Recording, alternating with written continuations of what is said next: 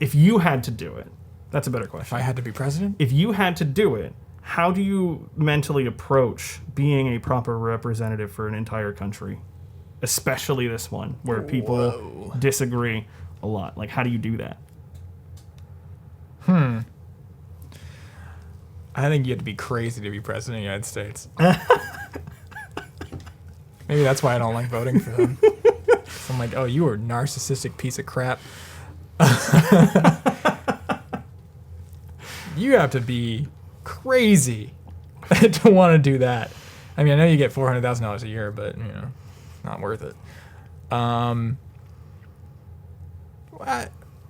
don't know. I that's not my world.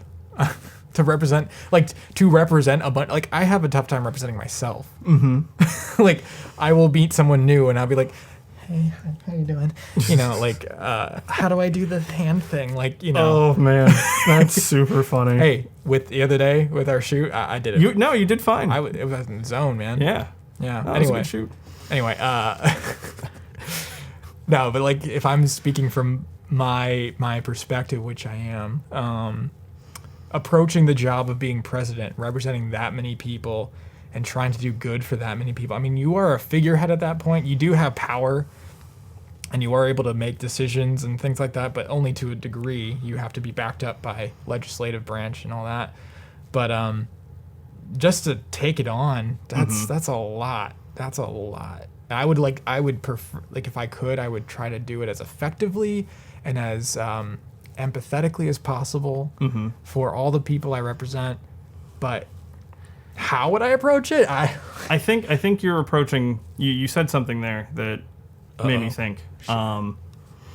Where I basically what I'm thinking is that you have two roles. You have what's actually on paper of like what your job is, right?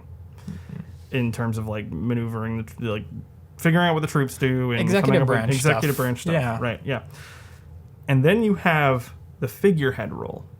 What you are is a representation of America, right? So what does that mean? Do you represent the people, or do you represent the values of America? Because arguably that is what makes America America, is its values. Yes. Yeah, we talked about that. Right. So if you're the president, you're the idea personified. Yeah. Yes. And that's Allegedly. One thing that I will say in defense of Obama, even though I don't like his foreign policy. In defense of Obama, he did represent that really well. He did represent that really well. Yeah. Yeah. Like, that's he something I like will... a great dude. Yeah, he seemed to embody a lot of what American values are based off of. And I feel like that's part of... I think that is a Very key inspiring. To why he was effective, why he's inspiring, why people view him so charitably. Despite the fact... Like, the fact that the man could, issue a drone strike 1 minute and then get up on stage and smooth talk. And talk about fatherhood. Right, like and talk about fatherhood. Yeah. Like, all of these things. And so it's like... I mean, you got to do the drone strikes. I mean, what are you going to do if you're president of the United States? You got to do them. Giving me a bunch of drones. I'm sorry. I got to play with them. No, I mean, just like, you got to use the military as a president. Well, yeah. I mean, just within reason. It's how you use it that matters. Yes, but you have to use it. You're right. I'm just saying, like, you just didn't go probably willy-nilly drone strikes. I know. I mean, maybe sometimes, but anyway. Hindsight is 20/20. That's not what I meant, but yeah. I'm surprised nobody's trying to run with that as a campaign slogan. Just hindsight 20/20. Boom. There's a joke there somewhere.